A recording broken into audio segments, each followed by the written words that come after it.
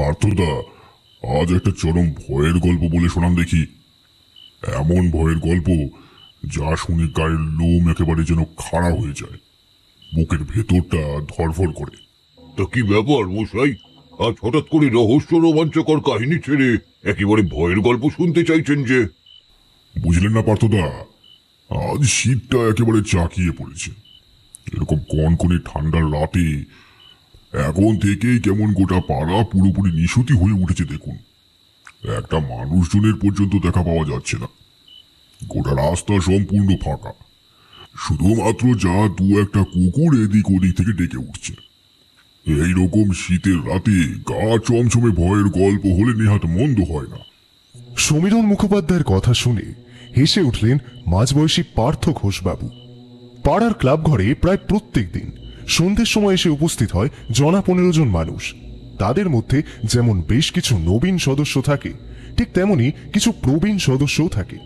পার্থবাবু এই পাড়ার স্থায়ী বাসিন্দা নন। তিনি এখানে বাড়ি ভাড়া নিয়ে আছেন প্রায় বছর দুয়েক হলো। তিনি একজন স্বনামধন্য লেখক। প্রতি বছর বই মেলায় কিছু না হলেও কম করে 6-7টি বই তার বের হয় বিভিন্ন নামকরা জনপ্রিয় প্রকাশনীর হাত ধরে, এবং সেই সমস্ত বই বেস্ট সেলার তকমা পায়। পার্থবাবুকে নিজেদের পাড়ার বাসিন্দা হিসাবে পেয়ে অনেকেই গর্ববোধ করে। পার্থবাবুর সাথে সমীরণ বাবুর সম্পর্ক খুবই ভালো। সমীরণ বাবু একেবারে নিজের দাদার মতন ভালোবাসে পার্থবাবুকে। তাই জন্যই তো প্রতিদিন তার কাছ থেকে কোনো না কোনো গল্প শোনার জন্য অনুরোধ করেন। তবে যে বিষয়ে লেখক পার্থবাবু ভীষণ জনপ্রিয় তা হল গোয়েন্দা গল্প। আজ সমীরণ মুখোপাধ্যায় রহস্য রোমাঞ্চের গল্প ছেড়ে হঠাৎ ভয়ের গল্প শোনাতে চাইলেন দেখে খানিকটা অবাক হয়েছিলেন পার্থবাবু। মৃদু হেসে মাটির ভাঁড়ে একটা লম্বা চুমুক বসিয়ে তৃপ্তি সহকারে বেশ খানিকটা চা গলার্ধকরণ করে তিনি বললেন, হ্যাঁ, আপনি ঠিকই বলেছেন। আজকের ঠান্ডাটা অন্যান্য দিনের তুলনায় অত্যাধিক বেশি। গায়ে এত মোটা চাদর থাকা সত্ত্বেও একেবারে যেন ভেতর পর্যন্ত কাঁপিয়ে দিচ্ছে। হ্যাঁ, তাহলে আর বলছি কি, এই সন্ধ্যার সময়ই একেবারে বুঝি মধ্যরাতে ঠান্ডা পড়ে গিয়েছে। পার্থদা, এরকম আবহাওয়ায় ভূতের গল্প একেবারে ঠিক শোনায় সোহাগা বিষয়। আমি প্রথম দিকে অনেক ভূতের গল্প লিখেছি ঠিকই, কিন্তু সব ভূতের গল্প যে নিছক গল্পের জন্য লিখেছি তা কিন্তু একেবারেই নয়। এমন কিছু কিছু কাহিনী রয়েছে যা আমার সাথে সরাসরি বাস্তবে ঘটেছে, এবং পরবর্তীকালে সেটাই আমি গল্পের আকারে তুলে ধরেছি। আপনারা নিশ্চয়ই এতদিনে জেনে গিয়েছেন যে এই লেখালেখির কারণে আমাকে বছরের বিভিন্ন সময় বিভিন্ন মরশুমে নানান জায়গায় যেতে হতো। এক জেলা থেকে অন্য আরেক জেলা, এক রাজ্য থেকে ভিন্ন রাজ্য পর্যন্ত গিয়েছি বহুবার। আসলে লেখালেখির খাতিরেই এভাবে ঘুরে বেড়াতে হতো। ব্যক্তিগতভাবে আমি মনে করি যে কোনো এক নির্দিষ্ট জায়গায় বসে দীর্ঘদিন লেখালেখি করা যায় না। লেখালেখির সাথে ভ্রমণের এক অদ্ভুত সংযোগ রয়েছে। আপনি যত বিভিন্ন জায়গায় গিয়ে অভিজ্ঞতা সঞ্চয় করবেন, ততই আপনার লেখালেখির হাত ভালো হবে। নানা রকম চমকপ্রদ প্লট আসবে মাথায়। বহুদিন ধরে আমার একটা ইচ্ছে ছিল, যা হলো বেশ কয়েকটা দিনের জন্য সম্পূর্ণ অচেনা অজানা জায়গায় যাব, এবং এমন একটি জায়গায় যাব যেখানে কোনো নদী রয়েছে। সারা রাত নদীর জলে ভাসবো নৌকায় করে। চাঁদনি রাতে নদীতে ভাসমান নৌকার উপর বসে চারপাশের প্রতি নজর রাখবো এবং খোলা কাগজের পাতায় লিখবো সেই বিচিত্র অভিজ্ঞতার কথা। আমার বয়স তখন বড়ই অল্প। সেই সময় এখনকার মতন এমন মুঠোফোনের প্রচলন ছিল না। এখন যেমন ইন্টারনেট অন করে যে কোনো লোকেশন চেক করা সম্ভব, তখন এই সুবিধা ছিল না। তাই বহু খোঁজ খবর করার পর অবশেষে এমন একটা জায়গার সন্ধান পেলাম যেখানে টাকা পয়সা দিলে মোটামুটি একরকম ব্যবস্থা করে নেওয়া যাবে। সেবারের ভ্রমণ যাত্রায় আমার সঙ্গী হলো ছাত্র জীবনের এক বন্ধু। তার নাম সায়ন্তন মজুমদার। আমার তাতে কোনো অসুবিধা ছিল না, বরং ভালোই হলো। প্রত্যেকবার তো একাই যাই, এবার যদি সায়ন্তন আমার সঙ্গ নেয় তাহলে আর অসুবিধাই বা কোথায়। দুই বন্ধু মিলে নিজেদের সমস্ত ব্যাগপত্র গুছিয়ে নিয়ে দুগ্গা দুগ্গা বলে রওনা হলাম জলঙ্গি নদীর উদ্দেশ্যে। হ্যাঁ, আমরা যে নদীতে রাত কাটাবো বলে সিদ্ধান্ত নিয়েছি তা হলো জলঙ্গি। আমাদের বাড়ি থেকে জলঙ্গির দূরত্ব ছিল বেশ অনেকটাই। অনেক সকাল সকাল বের হয়েও নির্দিষ্ট স্থানে যখন নামলাম তখন প্রায় সূর্যদেব মাথার উপরে ঢলে পড়েছে। দুপুরের খাওয়া দাওয়া আমরা ট্রেনেই সেরেছিলাম। সায়ন্তন স্টেশনে নেমে চারপাশের প্রতি নজর বুলিয়ে আমাকে উদ্দেশ্য করেই বলল, কি ভাইয়া, এ যে দেখি একেবারে পাণ্ডব বর্জিত এলাকা। হ্যাঁ, স্টেশনের যেমন করুণ বেহাল দশা, চারপাশের অবস্থাও ঠিক সেরকমই। কোনো মানুষের দেখা নেই, অথচ সন্ধ্যা নামতেও বেশি সময় বাকি নেই। হ্যাঁ, চলো তাড়াতাড়ি পা চালানো যাক। ওইখানে একটা গুমটির মতন ছোট্ট চায়ের দোকান দেখা যাচ্ছে, ওখানে গিয়ে বরং জিজ্ঞাসা করি জলঙ্গির ঘাট কোন দিকে পড়বে। সায়ন্তন যে খুব একটা ভুল কিছু বলেছিল তা মোটেই নয়। সত্যি স্টেশনটা একেবারেই প্রত্যন্ত। স্টেশন বলতে কেবলমাত্র একটা টিনের ছাউনি বিশিষ্ট জায়গা। রেল লাইনের দুই ধারে গুল্ম লতা পাতার ঝোপ, আর কি যেন এক নাম না জানা বেগুনি রঙের ছোট ছোট ফুল বিশিষ্ট হাত দুই তিনেক লম্বা গাছ মাথা উঁচু করে দাঁড়িয়ে রয়েছে। মৃদুমন্দ শীতল বাতাসে বারবার দুলে উঠছে সেই বেগুনি ফুলগুলো। এক অদ্ভুত বুনো গন্ধ আবৃত করে রয়েছে সমগ্র জায়গাটাকে।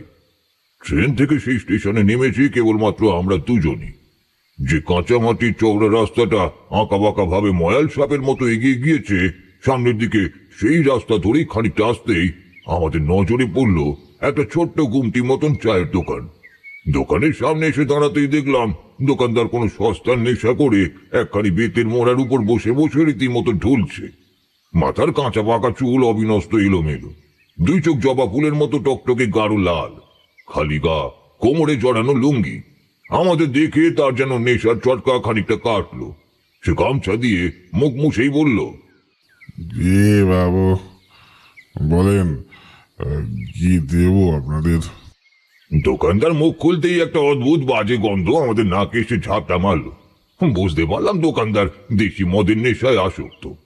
সায়ন্তন বিকৃত স্বরেই প্রশ্ন করলো, না দাদা, আমাদের কোনো কিছু দরকার নেই।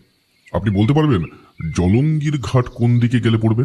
হ্যাঁ বাবু, কেন পারবো না, এ হলো মোদের জন্মস্থান। এই তল্লাটের সমস্ত কিছুই একেবারে নখদর্পণে। আপনারা ঠিক রাস্তা ধরে হাঁটছেন, বুঝলেন? বেশিক্ষণের পথ নয়, মিনিট 15-20 হয়তো হাঁটতে লাগবে। সোজা যান, জলঙ্গির ঘাট পেয়ে যাবেন। যান যান। আচ্ছা বেশ, ঠিক আছে, আপনাকে অনেক ধন্যবাদ দাদা। দোকানদারকে ধন্যবাদ জানিয়ে আমরা দুই বন্ধু নিজেদের ব্যাগপত্র টানতে টানতে সেই চায়ের দোকানকে পেছনে ফেলে সামনের দিকে এগিয়ে এলাম। কিন্তু তখনও দোকানদার মদের ঘোরে কি সব যেন বলেই চলেছে। একবারের জন্য আমার কানে এলো সে যেন আমাদের বারণ করছে সন্ধ্যার পর নদীর কাছাকাছি থাকতে। কতটা কানে ঠিক শুনলাম তা নিয়ে মনের মধ্যে যথেষ্ট সংশয় ছিল। তাছাড়া একজন মদ্যপ ব্যক্তির জ্ঞান আমার কাছে খুব একটা গ্রহণযোগ্য বলেও মনে হলো না। দুই বন্ধু মিলে নিজেদের মধ্যে গল্প গুজব করতে করতে হাঁটতে লাগলাম। কমলা রঙের গোলাকার সূর্যটা ততক্ষণে ঢলে পড়েছে পশ্চিম দিগন্তের বুকে। মাছ পাতার ফাঁক পোকর দিয়ে তীর্যকভাবে নেমে এসেছে লালচে গোধূলির আলো। নদী থেকে উঠে আসা শীতল ঝোড়ো বাতাসের দাপটে বুঝতে পারছিলাম হাঁটতে হাঁটতে জলঙ্গির খুব কাছে এসে উপস্থিত হয়েছি। বুক ভরে লম্বা নিঃশ্বাস নিচ্ছিলাম। শহরের বুক থেকে এরকম বিশুদ্ধ মুক্ত বাতাসের সন্ধান পাওয়া দুষ্কর। জলঙ্গির ধারে এসে দাঁড়াতেই দেখলাম একটা নৌকো আমাদের জন্য ঘাটে অপেক্ষা করছে। আমি আর সায়ন্তন উঠে বসলাম নৌকার উপর। মাঝি আমাদের নদী পার করে দিতে উদ্যত হলো। জলঙ্গি বিশাল বড় না হলেও খুব একটা ছোটখাটো নদীও নয়। নদীর এপার থেকে ওপারে যেতে সময় লাগলো বেশ খানিকক্ষণ। ততক্ষণে দিবালোকের সবটুকু আলো ফুরিয়ে গিয়ে মায়াবিনী নারী রঙে থাকা কালো ফিনফিনে মকমলের কাপড়ের মতো নেমে এসেছে পাতলা অন্ধকারের রাস্তরণ। জলের বুকে ছলাৎ ছলাৎ শব্দ তুলে দাঁড় বেয়ে মাঝি আমাদের এনে উপস্থিত করলো এ প্রান্তে। ঘাটে নৌকো থামতেই আমাদের দিকে এগিয়ে এলো একজন মাঝবয়স্ক ভদ্রলোক। ভদ্রলোক নিজের পরিচয় দিয়েই বলল, এই নমস্কার নমস্কার, আসুন বাবু, আমার নাম শুক্লাল। আমি আপনাদের এখানে থাকার জন্য সবকিছু ব্যবস্থা করে রেখেছি, আপনাদের কোনো অসুবিধা হবে না। আপনারা এখানে নিজেদের মতো করে থাকতে পারবেন। ধন্যবাদ শুক্লাল বাবু। শুক্লাল বাবুর সাথে আমরা দুজনে এগিয়ে এসে থমকে দাঁড়ালাম একটি বড় বাড়ির সামনে। বাড়িটাকে দেখতে অনেকটা ইংরেজ আমলের তৈরি বাগান বাড়ির মতন।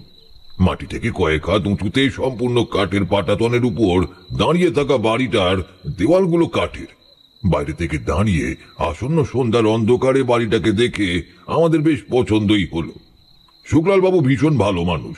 বাড়ির মধ্যে বিদ্যুতের ব্যবস্থা না থাকলেও আমাদের বিশেষ খুব একটা অসুবিধা হলো না, কারণ শহরের সমস্ত সুখ স্বাচ্ছন্দ্যময় জীবনযাত্রা থেকে কয়েকটা দিনের জন্য ছুটি নিতেই আমরা এমন এক জনমানব শূন্য নদীর প্রান্তরে থাকার সিদ্ধান্ত নিয়েছি।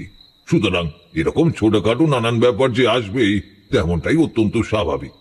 রাতের বেলায় খেতে বসে শুক্লাল বাবুর উদ্দেশ্যেই আমি বললাম, তা শুক্লাল বাবু, ঘাটের মধ্যে নৌকো বাঁধা আছে তো? আমরা কিন্তু সারা রাত জলঙ্গি নদীতে ভেসে থাকবো। কাল ভোর হবার আগে নৌকা ঘাটে বেঁধে পুনরায় উঠে আসবোই বাড়িতে।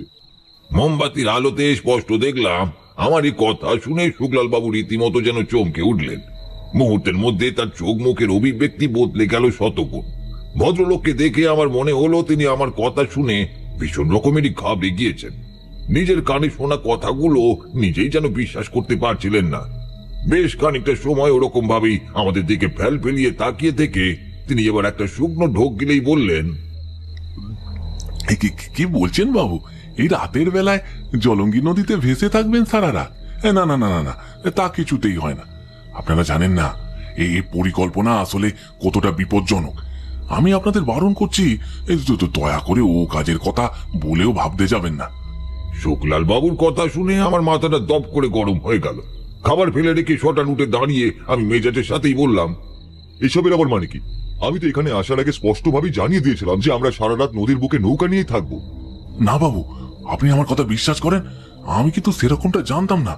আমি শুধুমাত্র জানতাম আপনারা এখানে আসছেন এই কয়েকটা দিন প্রকৃতির মাঝে থেকে সময় কাটাতে। আমি আপনাদের কাছে হাত জোর করে অনুরোধ করছি, আপনারা রাতের বেলা দয়া করে ওই নদীর দিকে ভুলেও যাবেন না। তাহলে কিন্তু আপনাদের কপালে চরম বিপদ ঘনিয়ে আসবে। কেন শুক্লাল বাবু, আপনি এত নিশ্চয়তার সাথে একথা বলছেন কি করে যে আমাদের কপালে চরম বিপদ ঘনিয়ে আসবে রাতের বেলায় জলঙ্গি নদীতে গেলে? সায়ন্তনের প্রশ্ন শুনে কেমন যেন ঘাবড়ে গেল শুক্লাল বাবু। তিনি একেবারেই আশা করেননি তাকে এই প্রশ্ন করা হতে পারে বলে। খানিকটা সময় আমতা আমতা করে কোনো ক্রমেই বললেন, আসলে আসলে বাবু, আপনারা তো শহরের মানুষ, তাই বুঝতে পারছেন না। আমাদের এরকম গ্রাম বাংলায় বিভিন্ন সাপখোপ সহ বিষাক্ত কীট পতঙ্গের উপদ্রব শুরু হয় রাতের অন্ধকারে। এই সময় জলঙ্গি নদীর দিকে যাওয়া মানে স্বেচ্ছায় বিপদকে আহ্বান জানানো। তাই জন্যই আপনাদের আগে থেকে সাবধান করছিলাম। ধন্যবাদ বিপদের কথা ভেবে আমাদেরকে সতর্ক করার জন্য, কিন্তু আমরা আজ ওই নদীতে যাবই। কিন্তু বাবু, আপনারা যে নদীতে যাবেন, মাঝি পাবেন কোথায়? কে নৌকার দাঁড় বাইবে? রাতের অন্ধকারে এখানকার কোনো স্থানীয় মানুষ ওই নদীর দিকে যাবে না। আর প্রয়োজন নেই, আমার সঙ্গে আমার বন্ধু সায়ন্তন রয়েছে। সায়ন্তন নৌকার দাঁড় বাইবে। আশা করি এবার আর আপনার কোনো আপত্তি নেই।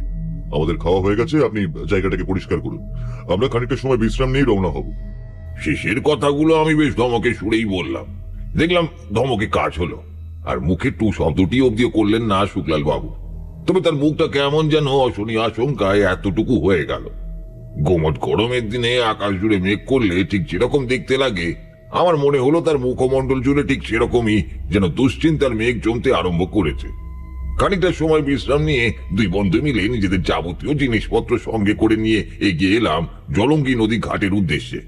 সেখানে একটি নৌকা বাঁধা ছিল, তার উপর প্রয়োজনীয় সমস্ত মালপত্র নামিয়ে রাখলাম। আকাশের বুকের উপর থালার মতো মস্ত বড় গোল চাঁদ উঠেছে। চাঁদের স্বচ্ছ রূপালী যোচনায় উদ্ভাসিত হয়ে গিয়েছে সমগ্র বিশ্ব চরাচর। জলঙ্গি নদীর জল একেবারে গলিত রূপোর মতো সুন্দর দেখতে লাগছে। নদীর দুই পারে দাঁড়িয়ে থাকা মস্ত বড় বড় গগনচুম্বী মহিরুহের কনকনে শীতল বাতাসের সাথে তালে তাল মিলিয়ে এক অদ্ভুত লয়ে কেঁপে কেঁপে উঠছে বারবার।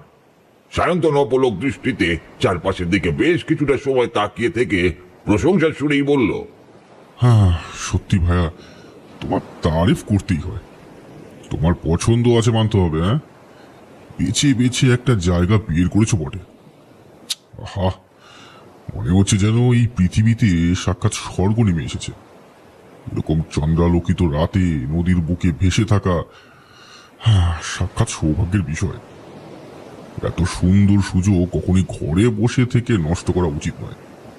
হ্যাঁ, আমি তোমাকে কথা দিচ্ছি, তুমি যতক্ষণ বলবে আমি ততক্ষণ দাঁড় বইব। আমার কোনো অসুবিধা হবে না। তুমি তোমার মনের মতন করে চারপাশটা উপলব্ধি করো, এই অপার প্রাকৃতিক সৌন্দর্য, এই মনোরম আবহাওয়ায় থাকো এবং নিজের গল্পের রসদ খোঁজো, ব্যাস তাহলেই হবে। সত্যি সায়ন্তনের মতো বন্ধু পাওয়া ভীষণ ভাগ্যের ব্যাপার। নৌকার মধ্যে উঠে বসতেই সায়ন্তন দাঁড় বাইতে আরম্ভ করলো। নদীর বুকে ছোট্ট নৌকাটা ভাসতে লাগলো ধীরে ধীরে। ঘাট থেকে আমরা এগিয়ে এলাম নদীর মাঝ বরাবর। ক্রমশ ঝাপসা হয়ে এলো দুই পার। আকাশের বুকে অগণিত অব্রের কণার মতন শত সহস্র নক্ষত্রের দল শত আলোকবর্ষ দূর হতে মিটমিট করে জ্বলছিল। নদীবক্ষের দুই পাশে পাতলা কুয়াশার আস্তরণ নামতে শুরু করেছে ইতিমধ্যেই। জলঙ্গি নদীর কনকনে ঠান্ডা শীতল জলে হাত ডোবালে একেবারে যেন হাত কেটে নেয়। আমাদের নৌকাটা কয়েকবার দুলে নদীর মাঝখানে একটা জায়গায় থামলো। চোখের ইশারায় আমি সায়ন্তনকে দাঁড় বাইতে বারণ করলাম। এখানে খানিকটা সময় বরং বেঁচে থাকা যাক। সে কি অপূর্ব দৃশ্য! সে দৃশ্যের তুলনা করার ক্ষমতা আমার লেখনী শক্তিতেও নেই।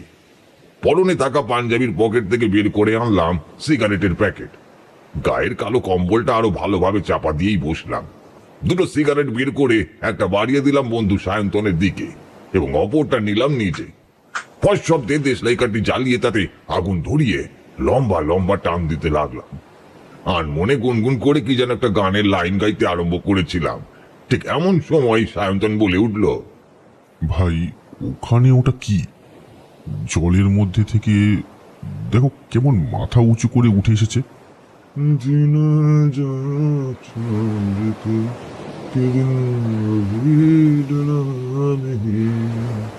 সায়ন্তনের কথায় আমার গান থামলো। তার অঙ্গুলি নির্দেশ অনুযায়ী সামনের দিকে তাকাতেই দেখলাম নদীর টলটলো কালো জলের ভেতর থেকে সত্যি কিছু একটা উঠে এসেছে। চাঁদের উপলি জোছনা আলো তার গায়ে পড়ে যেন পিছলে যাচ্ছে। তবে প্রাণীটা যে আসলে কি তা বোঝা যাচ্ছে না সঠিকভাবে। কেবলমাত্র দেহের সামান্য কিছুটা অংশ জলের উপরই ভাগে, বাদ বাকি সমস্তটাই নিচে। তবে চোখ দুটো ভারী আশ্চর্য রকমের উজ্জ্বল এবং গাঢ় সবুজ। একভাবে সে বুঝি তাকিয়ে আছে আমাদের ছোট্ট নৌকাটার দিকেই। হাতে ধরে থাকা সিগারেটের সবটুকু ছাই ছেড়ে ফেলে সায়ন্তনের দিকে তাকিয়ে মৃদু হেসে বললাম, আরে ও কিছু না, নিশ্চয়ই কোনো জলজ প্রাণী হবে, যেমন ধরো ওই ভোঁদর কিংবা শুশুক জাতীয় প্রাণী। জলঙ্গি নদীর কালো কুচকুচে জল থেকে সামান্য কিছুটা উঠে থাকা মুখটা আমাদের দিকে খানিকক্ষণ চেয়ে থেকে আবার নিজেই হুশ করে জলে ডুবে গেল। আমরা মনোযোগ সহকারে ধূমপান করছিলাম। সিগারেটের ধূসর ধোঁয়া ক্রমশ মিলিয়ে যাচ্ছিল কালো মহাশূন্যের গর্ভে। নদীর ঠিক মাঝ বরাবর আমাদের নৌকাটা ভেসেছিল। হঠাৎ করে কিসে যেন একটা ধাক্কা খেয়ে খানিকটা ঝাঁকুনি দিয়ে দুলে উঠল। আচমকা ঝাঁকুনির কারণে সায়ন্তনের হাত থেকে জলঙ্গির জলে খসে পড়ল সিগারেটটা। সায়ন্তন বিস্ময়ের সাথেই প্রশ্ন করল, কি হলো বলো দেখি ভাইয়া, নৌকা হঠাৎ করে এরকম তুলে উঠলো কেন? আরে বুঝতে পারলে না ভাই, নিশ্চয়ই কোনো জলজ প্রাণীর সাথে ধাক্কা লেগেছে, আর তাই জন্যই আমাদের নৌকাটা দুলে উঠেছে। ও বিষয় নিয়ে অত ভাবনা চিন্তা করার কিছু নেই, বরং মন দিয়ে প্রাকৃতিক সৌন্দর্য উপভোগ। আমার মুখের কথা মুখের মধ্যেই আটকে গেল। তার সমাপ্ত করতে পারলাম না, কারণ আমি ততক্ষণে নদীর কালো কুচকুচে জলের বুকে যা দৃশ্য দেখেছি তাতে একেবারে আমার বাকরুদ্ধ অবস্থা। আমার দৃষ্টি অনুসরণ করে জলের দিকে তাকাতেই সায়ন্তনও রীতিমতো চমকে গেল। একটানা দীর্ঘ অনেকটা সময় অন্ধকারে থাকার কারণে আমাদের চোখ সয়ে এসেছিল, আর তাতেই আমরা দুজন স্পষ্ট দেখলাম জলঙ্গি নদীর জলে কালো কালো কিছু ছায়ামূর্তি ভেসে ভেসে সাঁতার কাটছে। নদীর জলের খুব গভীরে নয়, হয়তো নৌকা থেকে কয়েক হাত নিচেই তাদের অবস্থান। তবে যেটা থেকে সবচেয়ে অবাক হতে হয় তা হলো ওগুলো মোটেও শুশুক অথবা ভোঁদর জাতীয় প্রাণী নয়। ওদের দেখতে একেবারে হুবাহু মানুষের মতন। হ্যাঁ, আপনারা বিশ্বাস করুন আমার কথা, আমি এত বছর পরেও সে রাতের কথা সামান্যতম ভুলতে পারিনি। নৌকায় বসে আমরা পরিষ্কার দেখলাম জলঙ্গি নদীর জলে ডুব সাঁতার কাটছে কতগুলো কালো কালো ছায়ামূর্তি, যাদের দেখলে মানুষ বলেই ধারণা হয়। দুহাত দিয়ে ভালোভাবে চোখ তুলে নিলাম, তারপর পুনরায় তাকালাম জলের দিকে। তখন আর কাউকেই দেখতে পেলাম না। সবকিছু একেবারে আবার আগের মতন স্বাভাবিক, কোথাও কিছু নেই। কল কল শব্দে কেবলমাত্র প্রবাহিত হচ্ছে অপুরন্ত জলরাশি। সায়ন্তনকে বললাম, চলো ভাই, এবার বরং সামনের দিকে এগোনো যাক।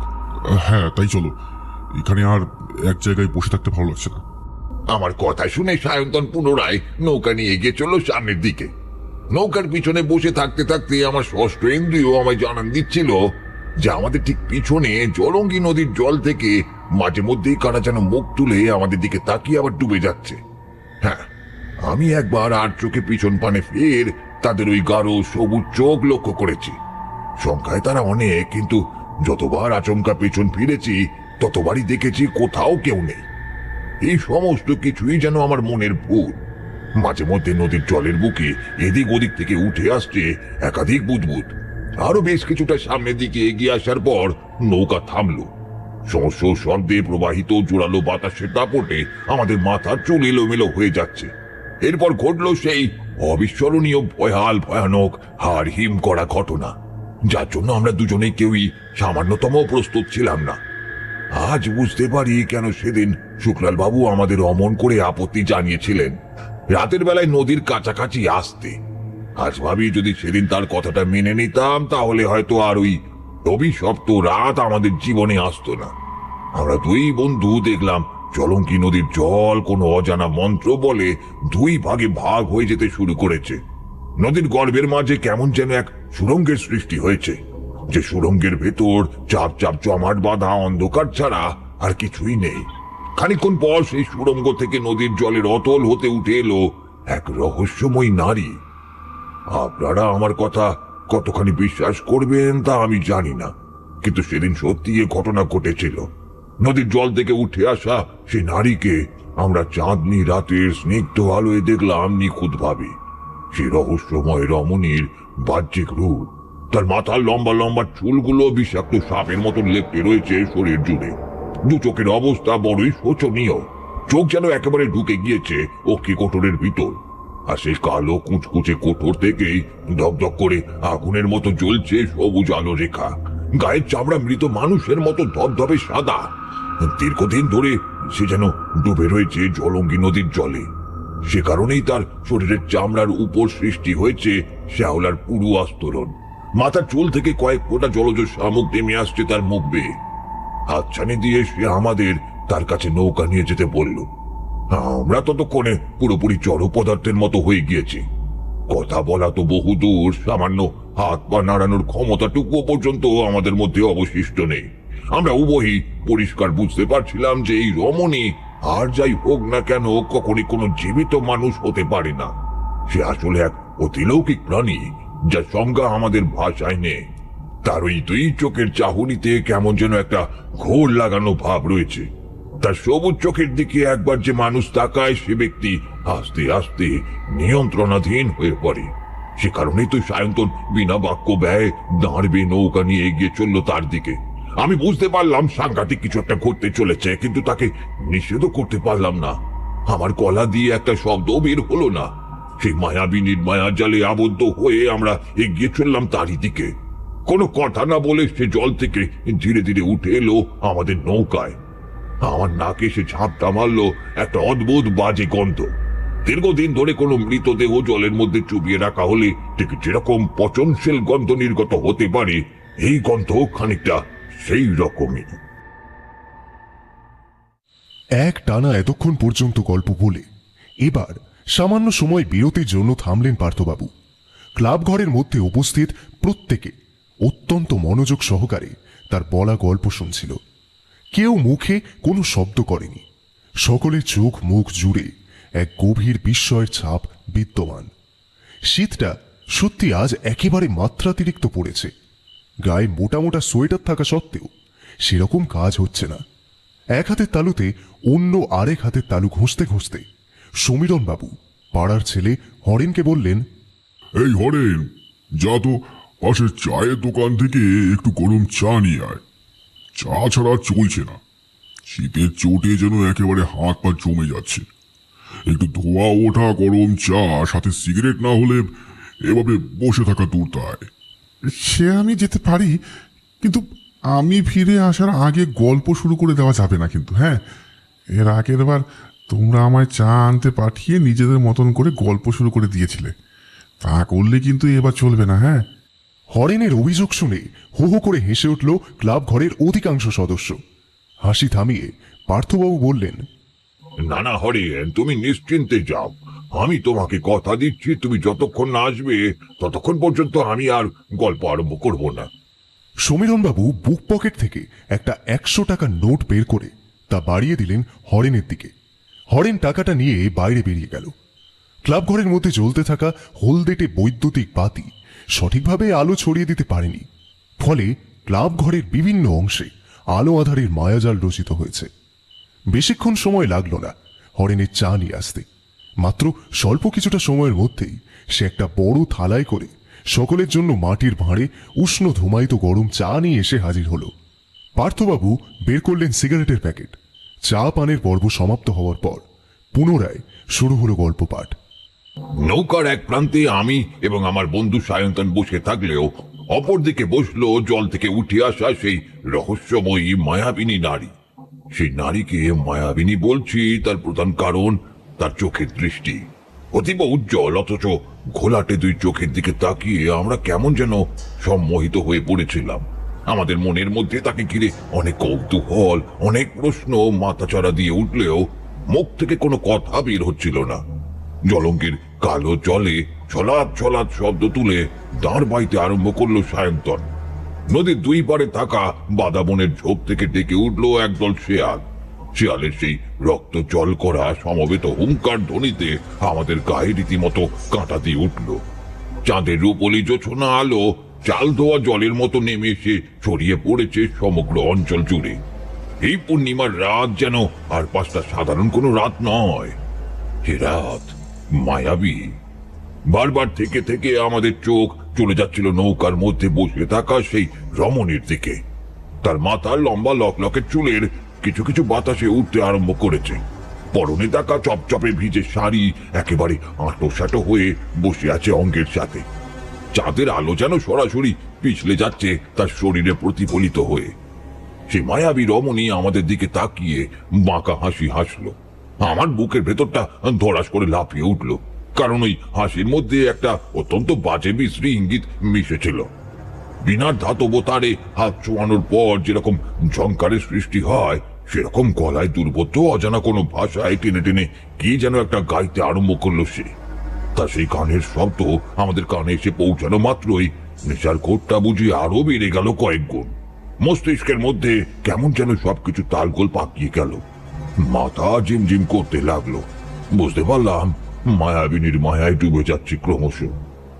আমরা বিলক্ষণ বুঝতে পারছি যেটা হচ্ছে সেটা একেবারেই সঠিক নয়, কিন্তু তা প্রতিরোধ করার সাধ্য আমার কিংবা সায়ন্তন আমাদের কারোর মধ্যেই নেই। আমাদের নৌকা উদ্দেশ্যহীনভাবে ভেসে চলেছে নদীর বুকে। কখন যেন দাঁড় বাইতে ভুলে গিয়েছে সায়ন্তন। আমিও বিহবলভাবে নেশাগ্রস্তের মতো ফ্যাল ফ্যাল করে তাকিয়ে রয়েছি সেই মায়াবিনীর দিকে। আচমকা এমন সময় সচরে একটা গুঁতো খেয়ে সমস্ত ঘোর কাটলো। শরীরে যাবতীয় শক্তি একত্রিত করে সায়ন্তন কোন রকমে ভীত কণ্ঠে ভাঙা ভাঙা গলায় বলল,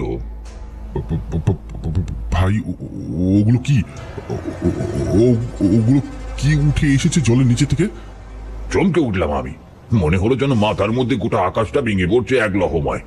কারণ নদীর জলে ভাসমান যে প্রাণীটাকে আমরা খানিকক্ষণ আগে দেখেছিলাম এবং যাকে দেখে ভেবেছিলাম সেটা শুশুক কিংবা মদর জাতীয় কিছু একটা হবে, আমার সেই ধারণা যে আসলে কতখানি ভুল ছিল তা হাতে নাতে প্রমাণিত হয়ে গেল।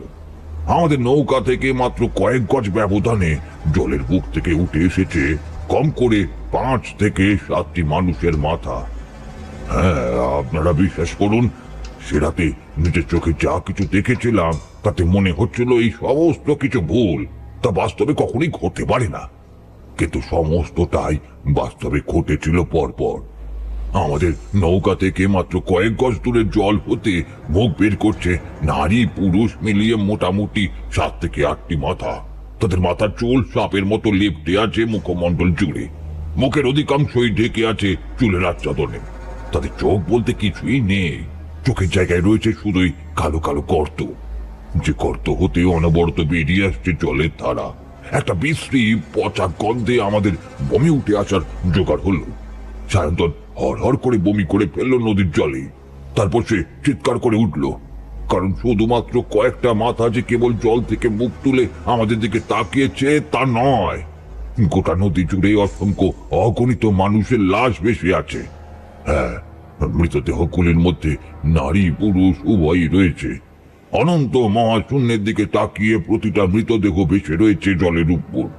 পুকুরের জলে মাছ মরে ভেসে থাকতে দেখেছি, কিন্তু কখনো এইভাবে নদীর জলে এত মানুষকে একসাথে মৃত অবস্থায় আগে কখনো দেখিনি, কিংবা কোনোদিন যে দেখবো তা খুনা করেও ভাবিনি। সে রাত আমাদের কাছে ভয়ানক বিভীষিকাময়, দুঃস্বপ্নের চেয়ে কোনো অংশে কম ছিল না।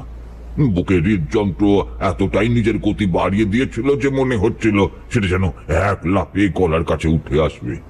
ভীষণ ভয়ে আমি সায়ন্তনের হাত চেপে ধরলাম, তার কানের কাছে মুখ নিয়ে গিয়ে ফিসফিস করে চাপা স্বরে বললাম, সায়ন্তন, এইসব এইসব কি হচ্ছে বলো দেখি সায়ন্তন। এই সমস্ত ঘটনার মাথা মুন্ডু তো আমি কিছুই বুঝতে পারছি না। একটা শুকনো ঢোক গিলে নীরস গলায় থমথমে ভাবেই সায়ন্তন বলল, সত্যি কথা বলতে আমার মাথার মধ্যে কিছুই ঢুকছে না। নিজের চোখে দেখা দৃশ্যগুলো নিজেই বিশ্বাস করতে বড় কষ্ট হচ্ছে। আমার মনে হচ্ছে জানো যে আজ আমাদের এই নদীতে রাতের অন্ধকারে না আসাটাই বোধহয় উচিত ছিল। তুমি লক্ষ্য করেছিলে কিনা জানি না, কিন্তু আমি খেয়াল করেছিলাম চায়ের দোকানদার নেশার ঘুরেও বলছিল রাতের বেলায় নদীর কাছাকাছি না যেতে। তারপর শুক্লাল বাবু আমাদের অত করে সাবধান করলেন, বারবার পই পই করে নিষেধ করেছিলেন রাতের বেলায় নদীর পাড়ে না আসতে। তখন আমরা তার কোনো কথাই শুনিনি। এখন মনে হচ্ছে তার বলা কথাগুলো শুনলে আখেরে আমাদেরই লাভ হতো। নিজেদের অজান্তেই আমরা নিজেদের কোনো বড়সড় বিপদ ডেকে এনেছি। কিন্তু এবার কি হবে? এই বিপদ থেকে উদ্ধার পাওয়ার উপায় কি? ভয়ের চোটে আমার বুক শুকিয়ে যাচ্ছে, হাত পা ঠান্ডা হয়ে আসছে। বেশ বুঝতে পারছি এরা কেউই জীবিত মানুষ নয়। হ্যাঁ, রক্তে মাংসে করা জীবিত মানুষের পক্ষে কখনোই এইভাবে রাতের অন্ধকারে নদীর জলে ভেসে থাকা সম্ভব না।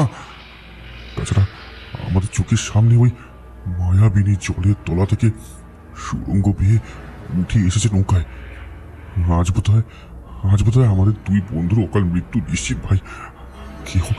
কেউ বাঁচাতে পারবে না আমাদের এই সমূহ বিপদের হাত থেকে। কেউ বাঁচাতে পারবে না। এত সহজে হাল ছেড়ে দিও না বন্ধু। বিপদের সময় মাথা ঠান্ডা রাখতে হয়। এইভাবে ভেঙে পড়লে বিপদের মোকাবিলা করা যাবে না কিছুতেই। কিন্তু আমরা কি আদেও এই বিপদের হাত থেকে নিজেদের রক্ষা করতে পারবো? সে ক্ষমতা আমাদের মধ্যে নেই, কারণ এখানে উপস্থিত প্রত্যেকে প্রেতলোকের বাসিন্দা।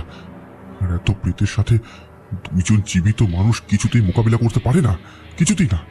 সায়ন্তনের বলা কথাটা ভাবতেই আমার ঘাড়ে লোম খুব খাড়া হয়ে গেল। সায়ন্তন সত্যি খুব একটা ভুল কিছু বলেনি। নদীর জলে যে সমস্ত কায়াহীন ছায়া ভেসে রয়েছে তারা প্রত্যেকেই প্রেত। আমাদের নৌকায় বসে থাকা মায়াবিনীও প্রেত লোকেরই কোনো এক অতৃপ্ত আত্মা। কথাটা ভাবতেই হঠাৎ করে চোখ চলে গেল মায়াবিনীর দিকে। দেখলাম মায়াবিনী আমার দিকে তাকিয়ে আগের মতোই সে কদর্য ভাব মেশানো বাঁকা হাসি হাসছে। তার চোখের চাহনি বলে দিচ্ছে সে আমার মনের কথা পড়তে পেরেছে। মুহূর্তের মধ্যেই তার দিক থেকে চোখ সরিয়ে নিলাম। জলঙ্কি নদীর দুই পার ততক্ষণে ঢেকে গিয়েছে সাদা কুয়াশার আস্তরণে।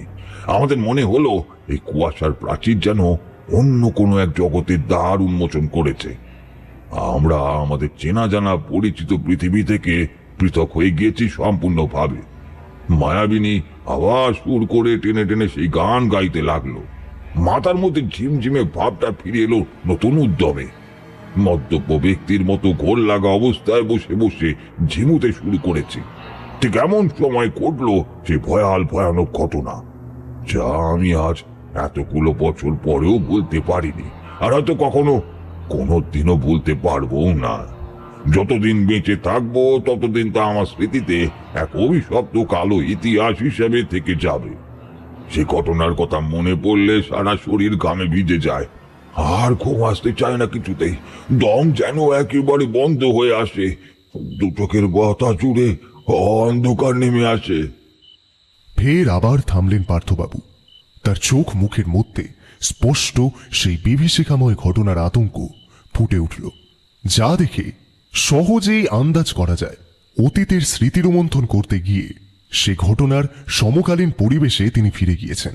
আর তাই জন্য তার মধ্যে ফের নতুন করে ওই পুরনো ভয়ের সঞ্চার ঘটেছে। সমীরণবাবু বুঝলেন এখন ভদ্রলোকের কিছুটা সময়ের জন্য একটু বিরতি নেওয়া প্রয়োজন। তাই তিনি সিগারেটের প্যাকেট থেকে দুটো সিগারেট তুলে একটা নিজে নিয়ে অপরটা বাড়িয়ে দিলেন পার্থবাবুর দিকে। সিগারেট দেখে মুখে কিঞ্চিত হাসির আভা ফুটল পার্থবাবু। জ্বলন্ত সিগারেটে লম্বা লম্বা টান দিতে লাগলেন তারা উভয়। ইতিমধ্যেই ক্লাব ঘরের বাইরের রাস্তা একেবারে শুনশান হয়ে গিয়েছে। ঠান্ডা কনকনে শীতের রাত হওয়ার কারণে কোনো মানুষই আর ঘরের বাইরে বের হয়নি। রাস্তার মধ্যে দু একটা কুকুর মাঝে মধ্যে ছোটাছুটি করছে, তাদের চিৎকার কানে আসছে। হাতের ছোট হয়ে আসা প্রায় নিভু নিভু অবশিষ্ট সিগারেটের ফিল্টারটা তিনি ছুঁড়ে ফেলে দিলেন বাইরের দিকে। তারপর একটা লম্বা শ্বাস নিয়ে বলতে আরম্ভ করলেন ঘটনার পরবর্তী বিবরণ। নদীর জলে ভেসে থাকা সমস্ত মৃতদেহ সহসা মৃগী রোগীর মতন কাঁপতে আরম্ভ করলো থরথর করে। কাঁপতে কাঁপতে তারা চিৎকার করতে লাগলো প্রাণপণ জুড়ে। তবে আমরা তাদের ভাষা বুঝতে পারলাম না। শুধুমাত্র যে বুঝতে পারলাম না তাই নয়, সেরকম খটোমটো সুরেলা ভাষায় আগে যে কখনো কোনোদিনও শুনেছি বলে তাও ঠাউর করতে পারলাম না। মনে হলো যেন তারা প্রত্যেকে বুঝি ত্রাহি ত্রাহি চিৎকার করতে আরম্ভ করেছে এবং তিলে তিলে একটু একটু করে তাদের গ্রাস করছে জলঙ্গি নদীর বিশাল বড় বড় আগ্রাসী ঢেউ। ক্রমশ জলের তলায় তলিয়ে যাচ্ছে তাদের সেই চিৎকার চেঁচামেচির কণ্ঠস্বর। একে একে ডুবে যাচ্ছে প্রত্যেকটা ছায়ামূর্তি। নৌকার মধ্যে বসে থাকা মায়াবিনী ততক্ষণ খিলখিল করে হাসতে আরম্ভ করেছে। তার সেই হাসি সাক্ষাৎ পিশাচিনী সুলভ। বর্তমানে এখন তাকে ঠিক যেরকম দেখতে লাগছে তার রূপ ভাষায় বর্ণনা করার ক্ষমতা আমার নেই। যে মেয়েকে দেখে সাক্ষাৎ স্বর্গের অপ্সরা বলে মনে হয়েছিল তাকেই এখন নরকের কোন এক পিশাচি বলেই ধারণা হয়। তার মাথার প্রতিটা চুল যেন এক একটা বিষাক্ত বিষধর সাপের বাচ্চা, যারা বিষ দাঁত বের করে নিজেদের মধ্যে ছবল দেবার ভঙ্গি করছে। মায়াবিনীর দুই চোখে মণি বলে আর কিছুই নেই, বরং সেখানে বুঝি দু টুকরো জ্বলন্ত কাঠ কয়লা রেখে দিয়েছে কেউ। নাকের জায়গাটায় একটা লম্বা গর্ত, দেহের চামড়া একেবারে ফ্যাকাশে, যেন হাড়ের কাঠামোর উপর মাংস নয়, শুধুমাত্র সেই পাতলা চামড়া জড়ানো রয়েছে। ঠোঁটের দুই পাশ থেকে বেরিয়ে এসেছে দুটো বড় বড় বাঁকানো সদন্ত। ভিজে কালো শাড়ি এখনো লেপটে রয়েছে তার অঙ্গে। তার সেই ভয়ানক রূপ দেখে আমাদের আত্মারাম খাঁচা ছাড়া হওয়ার জোগাড়। বুঝতে পারছিলাম আর এত উত্তেজনা, এত ভয় শরীর সহ্য করতে পারছে না। হয়তো আর কিছুক্ষণের মধ্যেই আমরা জ্ঞান হারিয়ে ফেলবো। সায়ন্তনের দিকে তাকিয়ে চোখের ইশারা করে তাকে বললাম নৌকাটা যত তাড়াতাড়ি সম্ভব পাড়ের দিকে নিয়ে যেতে। হ্যাঁ, বাঁচার শেষ চেষ্টাটুকু আমাদের করতেই হবে। সায়ন্তন আমার কথা মতোই দাঁড় বাইতে আরম্ভ করলো, কিন্তু ততক্ষণে বড্ড দেরি হয়ে গিয়েছে। নদীর এমন জায়গায় আমরা রয়েছি যে সেখান থেকে কোনো দিক নির্ণয় করাই যাচ্ছে না। গোটা জায়গাটায় কুয়াশা ঘিরে রয়েছে। বুঝতে পারলাম এ ওই মায়াবনীর মায়াজাল। এই জাল কাটিয়ে বাইরে যাওয়া বড়ই দুঃসাধ্য বিষয়। সায়ন্তন দাঁড় বেয়ে আপ্রাণ চেষ্টা চালালো নৌকা পাড়ের কাছে নিয়ে যাওয়ার, কিন্তু আরো যেন বেশি বেশি করেই আমরা গভীর ভাবে প্রবেশ করলাম কুয়াশার সাম্রাজ্যে।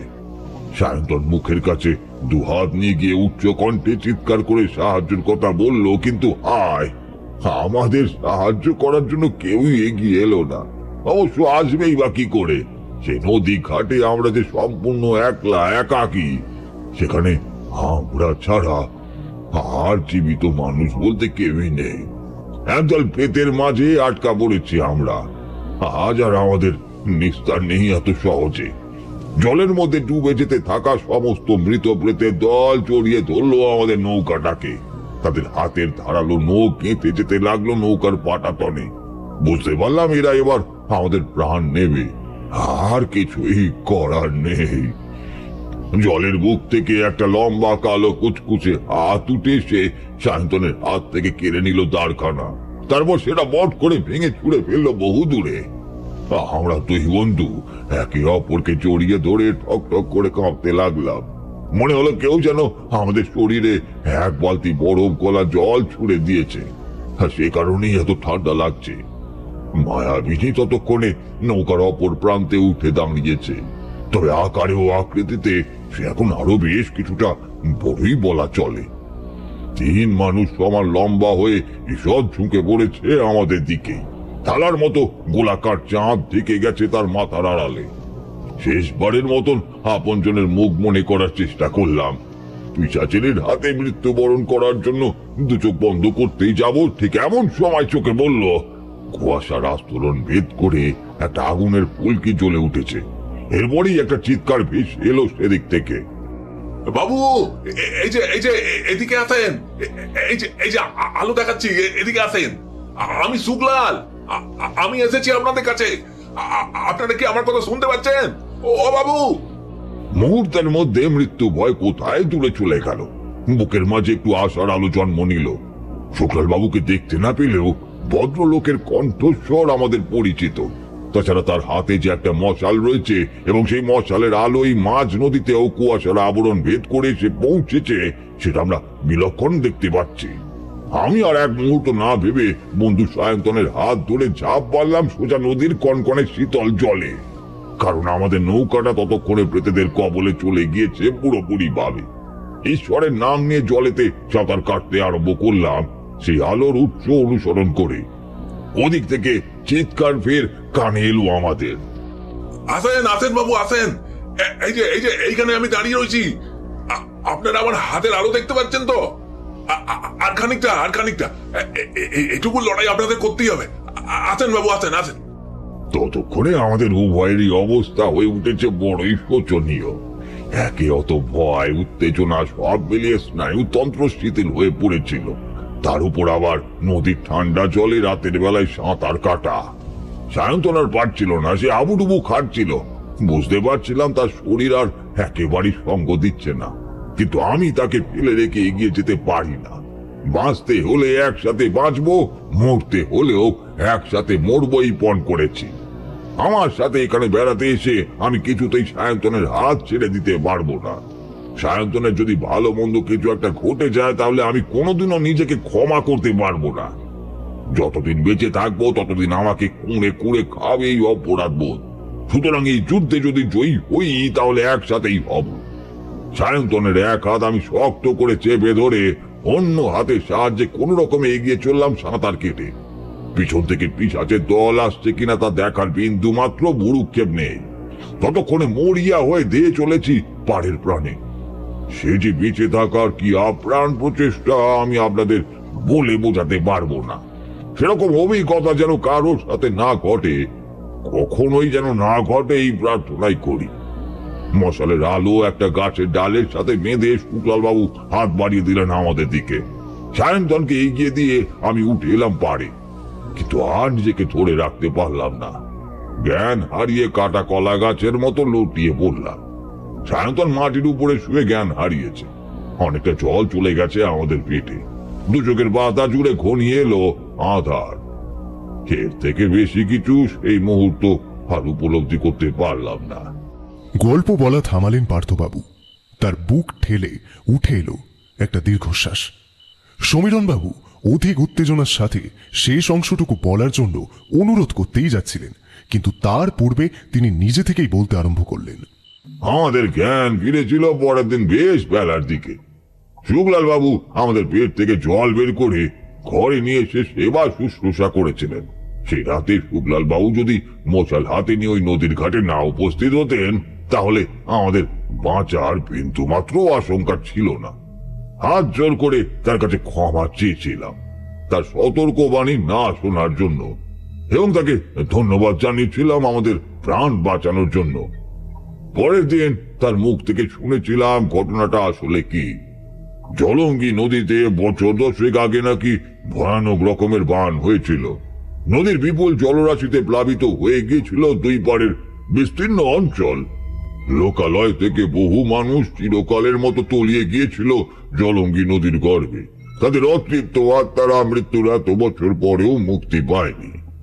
আজও চাঁদনি রাতে তারা জেগে ওঠে এবং ওই অভিশপ্ত নদীতে ফিরে আসে 10 বছর আগের সেই রাতে। শুক্লাল বাবুর কথা শুনে আমি বুঝতে পেরেছিলাম সেই প্রেতের দল আসলে কারা ছিল। তাদের দুর্বোধ্য অজানা ভাষা বুঝতে না পারলেও তারা কি কারণে ওইভাবে ত্রাহি ত্রাহি চিৎকার করছিল তাও মাথায় ঢুকলো। এরপর আর ওই অভিশপ্ত নদীর ধারে থাকার বাসনা মন থেকে উড়ে গিয়েছিল পুরোপুরি ভাবে।